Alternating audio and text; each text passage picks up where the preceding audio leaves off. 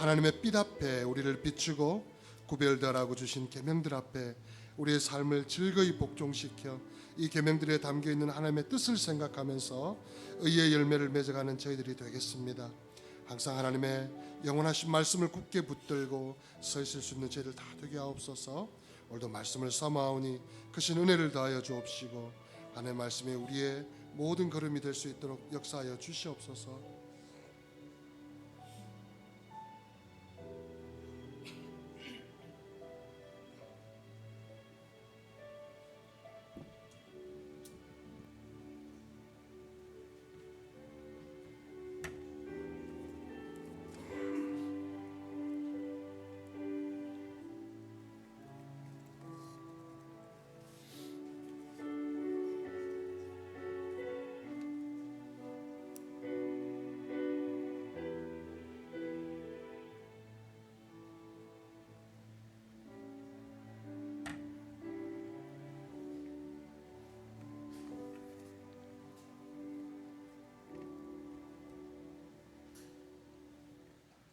출애굽기 20장 14절 말씀 보겠습니다.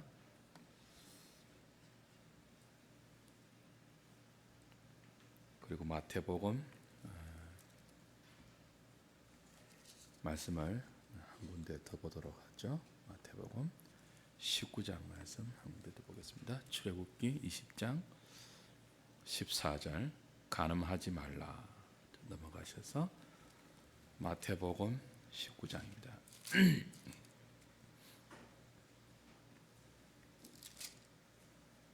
3절부터 9절까지 말씀, 제가 한 절, 여러분이 한 절, 마태복음 19장 3절부터 9절까지 말씀 보겠습니다. 교독하죠.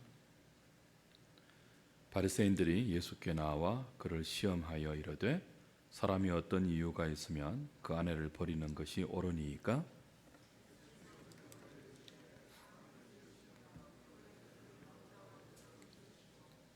말씀하시기를 그러므로 사람이 그 부모를 떠나서 아내에게 합하여 그 둘이 한 몸이 될지니라 하신 것을 읽지 못하였느냐?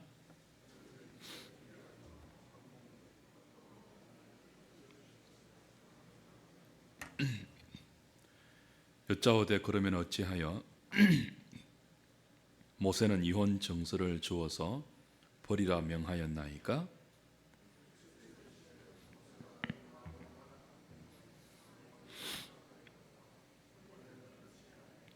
같이 봅니다. 내가 너희에게 말하노니 누구든지 엄행한 이유 외에 아내를 버리고 다른 데 장가드는 자는 간음함이니라. 아멘. 오늘 7계명을 살필 차례입니다. 7계명이 어떤 계명이죠? 간음하지 말라 하는 거예요.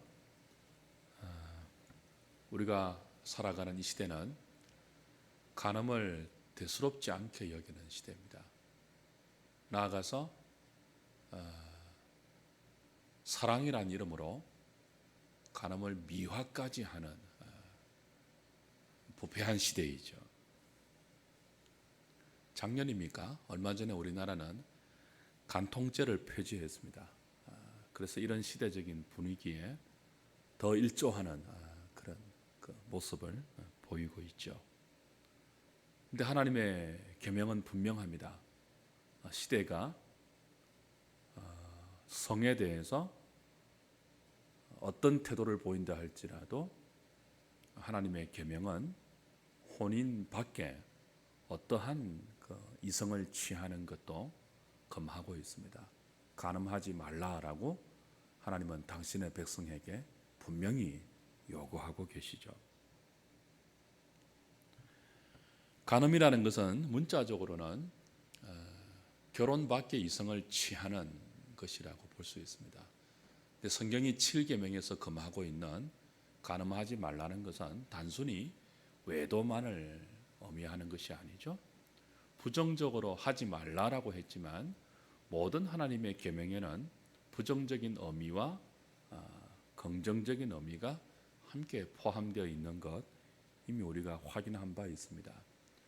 간음하지 말라 하는 것은 한 걸음 더 나아가 배우자를 더 사랑하라는 요구, 그리고 한 걸음 더 나아가 하나님이 주신 결혼이라는 이 관계로 성립된 가정을 소중하게 발전시키고 가정을 하나님 나라로 확장시켜라는 요구가 제7계명에 사실은 포함되어 있습니다.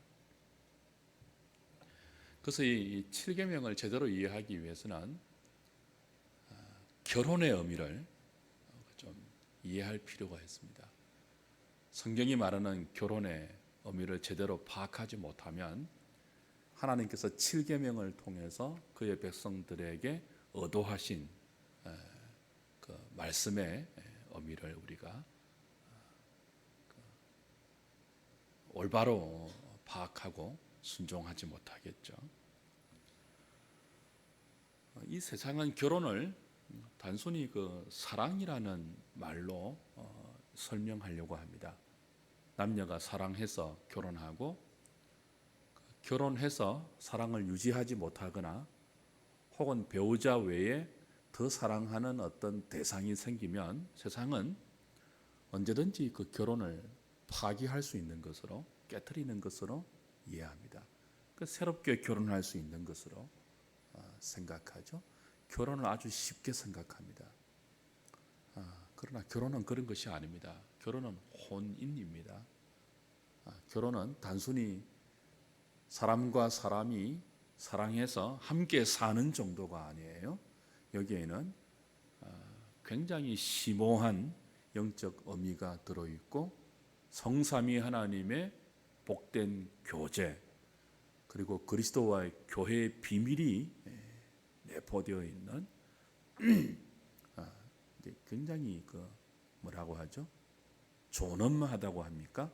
존귀한 제도가 결혼입니다. 그래서 좀 어렵다고, 성격이 좀 맞지 않다고, 또 경제적으로 조금 어려우니까 법률적으로 갈라서서 그걸 해결하려는 식의 접근은 하나님 백성으로서 굉장히 해서는 안 될 생각이에요. 그래서 이 간음이 아무렇지도 않게 생각되는 이 사회적인 풍조 배후에는요, 결혼을 심상하게 여기는, 결혼을 아주 만만하게 여기는 그런 태도가 사실은 배후에 있는 거죠. 그리스도인은 결혼을 굉장히 소중하게 생각을 해야 합니다. 그리고 그 혼인에 담긴 하나님의 뜻, 그 결혼에 하나님이 맡겨 놓으신 신성한 의도, 가정이 품고 있는 거룩한 사명, 이런 것들을 우리는 늘 귀하게 생각을 해야 되죠. 성경이 말하는 결혼은 언약입니다. 그냥 남녀 간의 육체적인 사랑, 끌리는 감정으로 맺어지는 관계가 아니고 언약으로 맺어지는 참된 사랑, 그리고 언약이기 때문에 반드시 요구되는 두 사람 사이의 헌신, 신뢰, 충성이 따라오는 독특한 관계가 성경이 말하는 결혼입니다. 그리고 이 결혼에는 사람과 사람, 남편과 아내의 남녀 관계만 포함되어 있는 것이 아니고 하나님과 자기 백성의 관계를 그림자처럼 이 결혼을 통해서 우리에게 맛보여주고, 그리고 결혼을 통해서 우리가 하나님께 부부가 더 가까이 나갈 수 있는 사실은 복된 통로가 결혼을 통해서 성립되는 가정입니다. 그래서 결혼은 언약 관계이고 이 언약 관계는 하나님과 그의 백성의 언약 관계를 안고 있는 것입니다. 성경에서 신앙을 말할 때 언약이라는 특별한 용어로 설명하고 있다는 사실을 우리는 기억해야 합니다. 하나님은 언약을 통해서 당신의 형상으로 만드신 인간을 단순히 피조물로 대우하는 것이 아니고 취급하는 것이 아니고 사랑의 교제의 대상으로 취급한다는 것을 분명히 하십니다. 그 언약이 없으면 인간은 단순히 피조물에 불과해요. 하나님 만드신 피조물에 불과해요. 근데 이 언약을 통해서 우리는 피조물 정도가 아니고 피조물임에도 불구하고 하나님을 사랑할 수 있는, 하나님과 교제할 수 있는 그런 교제의 대상으로 신분이 상승되고 언약을 통해서 우리는 하나님의 백성이 되며 언약을 통해서 하나님은 자기 백성의 하나님이 되는 것입니다. 그래서 언약은 굉장히 중요한 개념입니다. 그걸 담고 있는 것이 뭐라고요? 결혼으로 맺어지는 가정이고 남편과 아내의 관계입니다. 그러니까 남편과 아내의 관계는 하나님과 그의 백성의 관계, 나아가서 그리스도와 교회의 관계가 영적으로 이렇게 담겨 있는 것입니다. 우리는 이 남편과 아내의 관계를 주 앞에 가는 그날까지 부부란 이름으로 살아내면서 함께 사랑하고 함께 어려움을 겪고 함께 하나님을 바라보면서 이 결혼에 담겨 있는 영적인 비밀을 배워가고 그리고 그 비밀을 배워가는 것만큼 하나님께 가까이 가는 복을 누리게 되는 것입니다.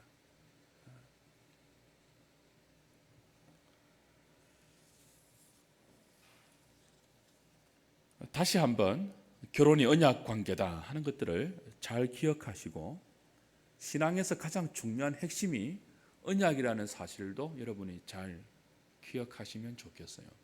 만약 하나님께서 우리에게 언약을 베풀지 않았다면 저와 여러분들은 하나님 백성 될 수 없습니다. 단순히 피조물로서 살아가야 할 거예요. 언약이 있었기 때문에 우리 하나님의 백성으로 대우받는 것입니다. 창세기 1장을 가만히 보시면 천지 창조를 설명하고 있잖아요. 천지 창조를 설명할 때 하나님의 명칭이 엘로힘입니다. 창조주 하나님 그런 뜻이에요. 전능하신 하나님, 창조주 하나님 그런 뜻입니다. 근데 창세기 2장, 3장부터 이제 가면은 그 하나님을 엘로힘에서 여호와 하나님으로 바꾸어 부르고 있습니다. 창세기 2장부터 뭐가 나오느냐 하면 하나님께서 인간에게 언약을 맺어주시는 은혜의 사건이 기록됩니다. 그들을 에덴 동산에 두시고 문화 사명을 주시며 그리고 결혼을 주셔서 언약을 맺어주시는 거죠. 호세아서 6장 7절은 창세기 1장, 2장, 3장의 이 사건을 아담과 맺은 언약이다 그렇게 추석해 주고 있습니다. 그래서 이 언약이 없으면 우리 하나님의 친백성 될 수가 없어요. 그 언약은 정말 은혜입니다. 인간이 범죄함으로 이 하나님의 복된 언약을 깨트리고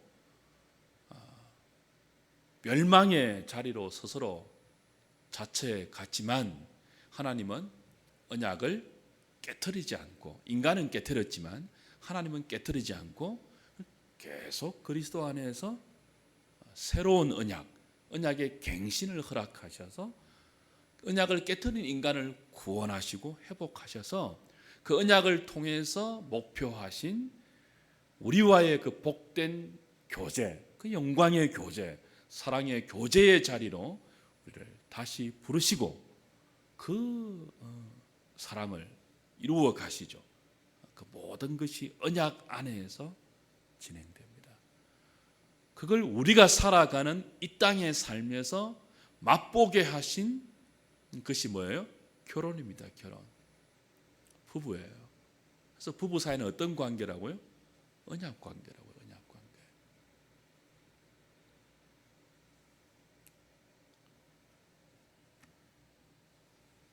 그래서 이 언약을 깨트리는 것이 간음입니다. 그래서 간음은 단순히 성적인 범죄를 떠나서 결혼에 담아놓은 하나님과 우리의 복된 언약 관계, 그걸 발로 짓밟는 행위이기도 합니다. 단순히 배우자를 떠나서 혼인 관계 밖에서 이성과 육체적으로 관계하는 죄 정도가 아니고, 간음은 어떤 죄라고요? 부부 사이에 심겨놓으신 하나님과 그의 백성 사이의 이 복된 언약 관계, 그걸 깨트려 버리는 것이 간음입니다.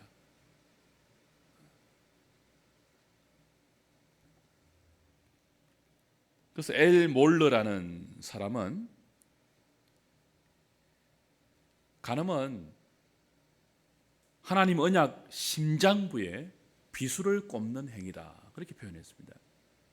하나님의 언약 심장에 비수를 꽂는 것이 뭐라고요? 간음이래요. 그 간음은 배우자의 심장에 비수를 꽂는 범죄이기도 하지만 한 걸음 더 나아가 뭐예요? 하나님의 언약 심장에 비수를 꽂는 거예요. 그래서 오늘 마태복음 19장에 우리가 읽었던 것처럼 간음은 단순히 성적인 범죄 정도만 간음으로 취급하는 것이 아니고, 예수님은요, 정당하지 못한 이혼도 간음의 범주에 넣어서 정당하지 못한 이혼으로 결혼을 깨트려서 그 결혼에 담겨 있는 하나님과 그의 백성 사이에 복된 언약을 짓밟는 또 다른 간음이라고 이혼을 그렇게 경고하고 있는 거죠.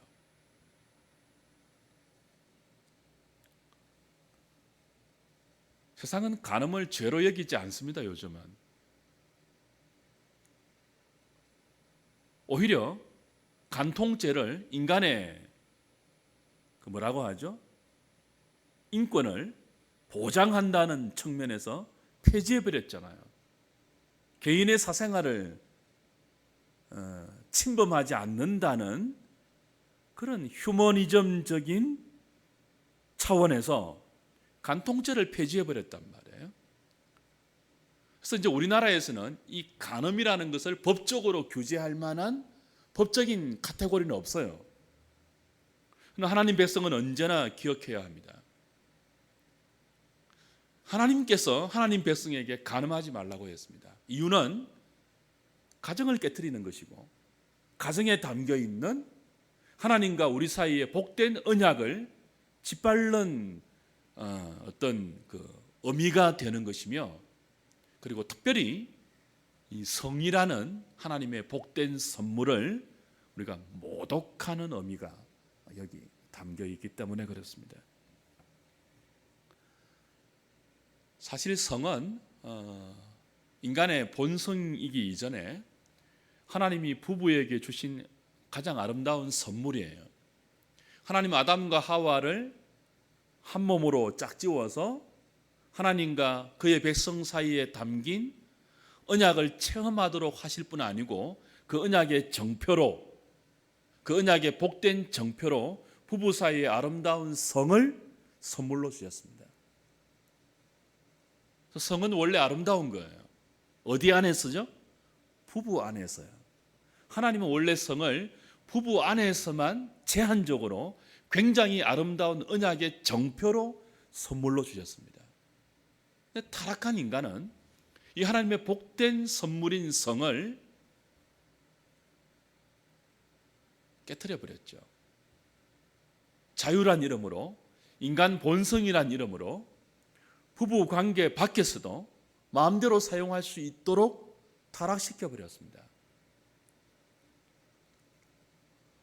여러분, 두 사람이 굉장히 사이가 좋다가 사이가 틀어지면, 원수가 되면 두 사람 사이에 있던 가장 아름다운 선물을 차버리지 않습니까? 인간은 하나님의 은혜로 하나님과 복된 관계 속에 있다가 스스로 범죄하여 하나님의 생명에서 떠났습니다. 타락했습니다. 불순종했습니다. 그리고 하나님께 반역했습니다. 선과 악의 기준을 자기가 침탈해서 자기가 하나님 되려고 합니다. 그 순간 이후부터 인간은 하나님이 우리에게 주신 가장 귀한 것들을 발로 차버리면서 하나님을 대적하죠. 그 중에 하나가 뭐라고요? 성이에요, 성. 하나님이 부부에게 주신 가장 아름다운 선물을 인간은 짓밟으면서 하나님을 모독하고 있습니다. 그러니까 간음은 단순히 육체적인 범죄 정도가 아니에요. 하나님이 우리 가운데 주신 아름다운 선물, 이 부부 사이에 주신 언약의 정표, 그 아름다운 선물을 스스로 발로 밟으면서 하나님의 선물을 짓밟고 그 선물을 주신 하나님을 모욕하는 것이 되는 거죠. 그래서 가정에서 간음죄가 범해지면 하나님이 굉장히 수치심을 느끼십니다. 인간 사회 가운데 만연한 이 성의 부패, 성의 타락, 그건 여러분 단순한 성적인 욕구의 그 만개 정도가 아니고 하나님을 반역하고 하나님을 대적하고 하나님을 맞서는 인간의 가장 악랄한 범죄 행위가 바로 이 성적인 타락인 것을 아셔야 합니다. 그리고 그 성적인 타락의 기초는 부부 사이의 정절의 배신이죠. 이 간음인 것입니다.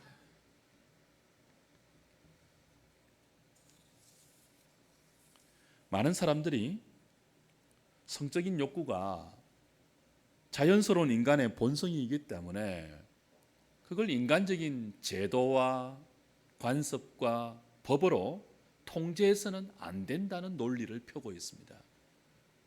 그럴듯하죠. 많은 지식인들이 그런 논리를 펴요. 우리 식욕이 인간의 본성 아니냐? 그처럼 성적인 욕구도 인간의 본성이다. 인간의 본성은 자연스러운 것이기 때문에 어떤 인위적인 간섭이나 법률이나 그리고 어떤 제도로 통제해서는 안 된다. 그건 인간의 기본적인 욕구를 뭐라고 하죠? 억누르는 인권에 반하는 것이다. 그런 말들을 하죠. 성경은 그렇게 말씀하지 않습니다. 성경은 하나님 백성들은 타락한 인간의 본성대로 살면 안 된다고 가르칩니다. 인간의 범죄에서 타락한 순간 성적인 욕구가 타락했잖아요. 아름다운 욕구만 있는 것이 아니고 부부 밖에, 혼인관계 밖에 정말 부패하고 더럽고 추한 것을 본성이라는 이름으로 미화해서 동물처럼 채우고 있잖아요. 성경은 말합니다.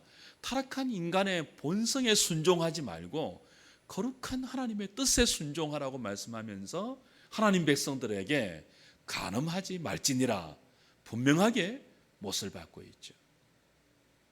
심지어는 어디까지요?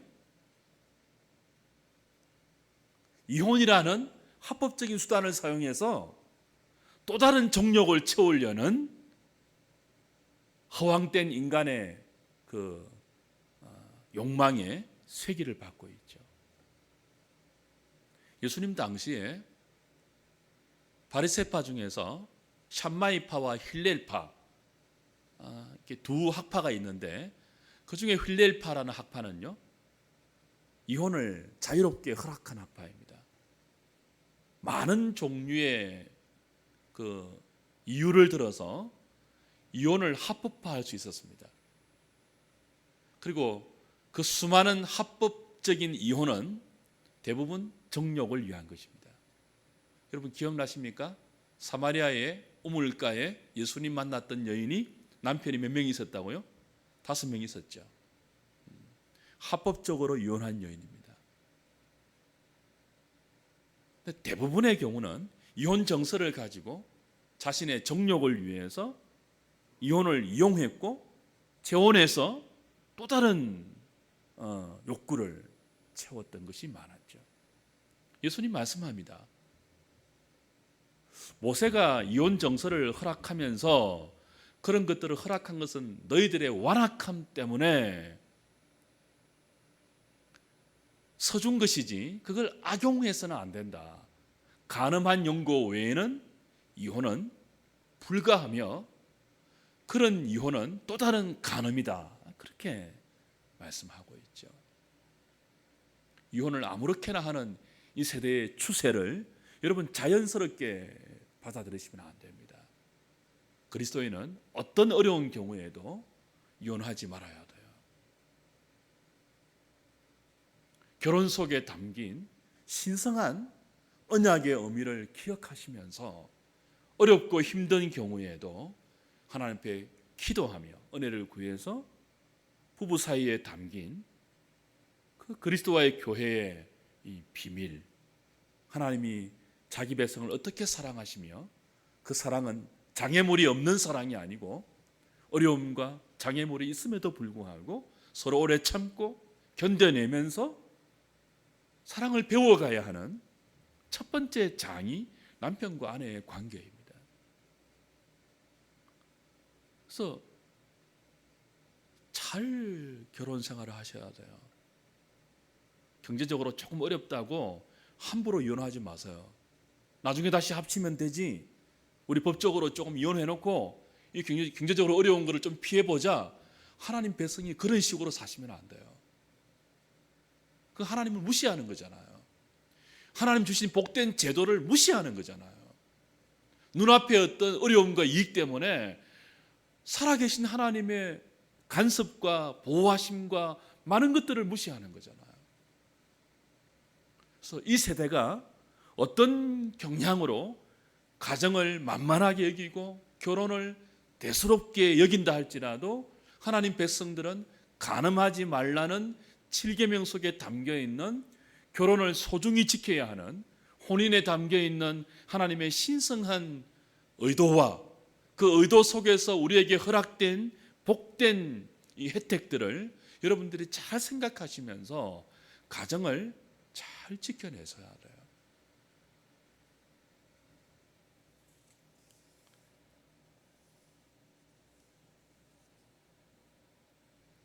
그래서 7계명에는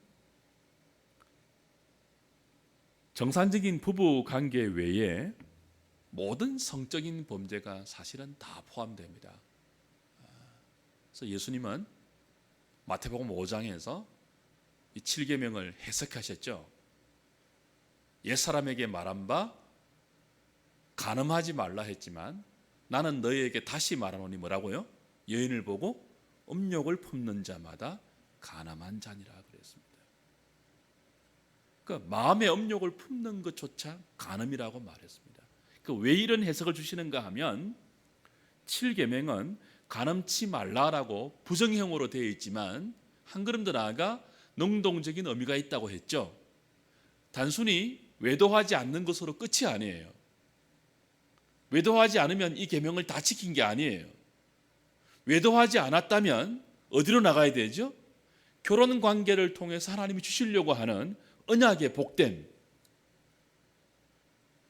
그걸 배워가야 돼요. 부부간에 더 사랑하는 것을 통해서. 그래서 외도하지 않는 것으로 만족하면 안 돼요. 여러분이 하나님께서 은혜 가운데 주신 배우자를 더 사랑하는 자리로 나가야 돼요. 날이 갈수록. 사랑스럽지 않아도 사랑하고 존경스럽지 않아도 존경하는 자리로 나가려고 노력해야 하는 것이 뭐예요? 7계명에 담긴 의미입니다. 그래서 마음의 음욕을 품는 자마다 간음하는 것이라고 예수님이 굉장히 강력하게 이 계명을 해석해 주시죠. 하나님의 은혜 없이는 이 계명 안에 설 수 없는 것입니다. 그러니까 하나님의 본의적인 이 7계의 의미를 살리면 우린 다 간음한 자예요. 혼인관계 밖에서 외도한 적이 없다 할지라도 우리는 마음의 음욕을 품은 간음자이며 더 나아가 배우자를 더 깊이 사랑하는 노력이 없다면 우린 다 7계명을 어기는 자리에 있는 거죠. 그래서 우리 이 계명 앞에서 무릎 꿇고 죄인된 우리 자신의 연약함을 고백하고 인정해야 합니다. 그리고 주님의 은혜를 구해야 합니다. 마음의 본성을 따라 음욕을 품을 수 있는 연약한 우리 자신을 주 앞에 꺼내어 놓고 주님께 기도해야죠. 우리 본성대로 살지 않도록, 성령의 이끄심대로 살 수 있도록, 하나님의 아름다움을 바라보면서, 하나님의 거룩하심을 바라보면서 하나님이 이끄는 하나님의 뜻을 따라 살 수 있도록 은혜를 주시옵소서. 그리고 이 모든 것들을 우리에게 삶에서 경험할 수 있도록 허락하신 나의 배우자, 나의 남편, 나의 아내를 사랑하면서 하나님을 사랑하는 비밀을 허락하여 주시옵소서. 기도하셔야 돼요. 여러분, 남편과 아내를 통하지 않고 다이렉트로 하나님을 사랑한다는 것, 그 좋지 않는 태도입니다. 부모를 존경하는 것, 부모를 공경하는 것, 우리 이미 5계명에서 배웠잖아요. 눈에 보이지 않는 하나님을 공경한다는 것은 눈에 보이는 부모를 공경하는 것인 동시에 눈에 보이지 않는 하나님을 사랑하는 것은요, 눈에 보이는 배우자를 사랑하는 첫 스텝을 떼어야 돼요. 하나님이 그걸 위해 배우자를 주셨다고요. 남편과 아내를 주셨다고요. 둘이 한 몸 되게 하셨다고요.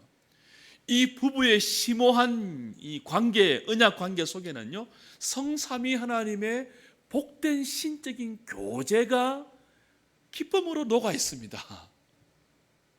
사랑하셔야 돼요, 서로. 사랑이 안 되면 기도하셔야 돼요. 무릎 꿇고 기도하셔야 돼요. 아내가 사랑스럽지 않을 때, 남편이 사랑스럽지 않을 때, 여러분 금식하시면서까지 기도하십시오. 예수님 그랬잖아요. 금식해야 될 때가 있고 잔치해야 될 때가 있습니다. 바리새인들이 물었죠. 우리와 요한의 제자는 금식하는데 왜 예수님과 당신의 제자는 금식하지 않습니까? 예수님 뭐라고 했죠? 신랑이 있는데 어떻게 금식하느냐? 잔치해야지. 그러나 신랑을 빼앗길 날에는 금식해야 된다 말했습니다. 여러분, 여러분의 배우자가 사랑스럽지 않을 때는요, 신랑을 빼앗기는 날입니다. 예수 그리스도가 우리에게 사랑의 대상으로 느껴지지 않을 때 금식해야 될 때예요.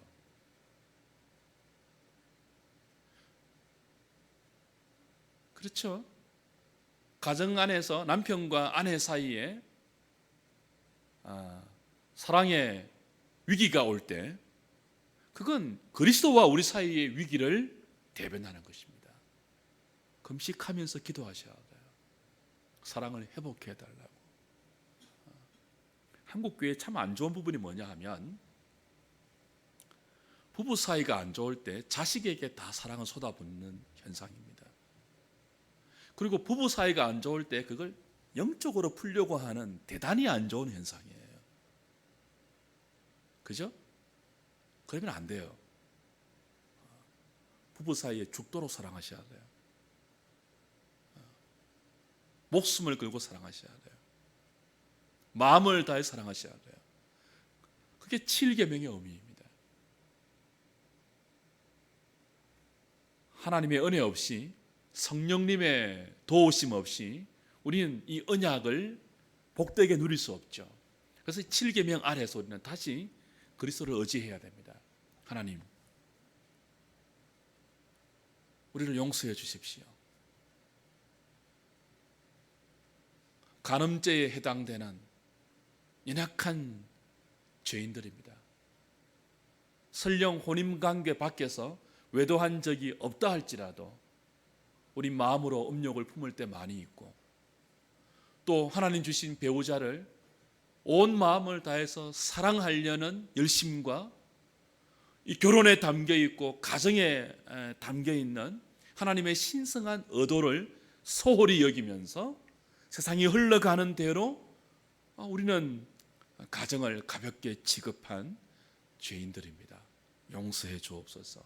기도하시고 은혜를 구하시면서 남편과 아내 사이에 담겨 있는 이 복된 언약의 관계, 그 언약의 관계를 통해서 궁극적으로 우리가 내다보아야 하는 하나님과 우리 사이의 이 복된 언약의 관계, 그 사랑의 심오함, 그리스도와 교회의 비밀이 담겨 있는 이 아내와 남편의 깊은 관계를 잘 유지하시고 또 발전시켜 가시고 그리고 그 속에서 허락되는 기쁨을 맛보면서 함께 하나님을 더 깊이 사랑하는 자리로 나아가는 우리 하늘의 교회의 남편과 아내들 다 되실 수 있기를 주님의 이름으로 부탁을 드립니다. 찬송하고 좀 기도하죠.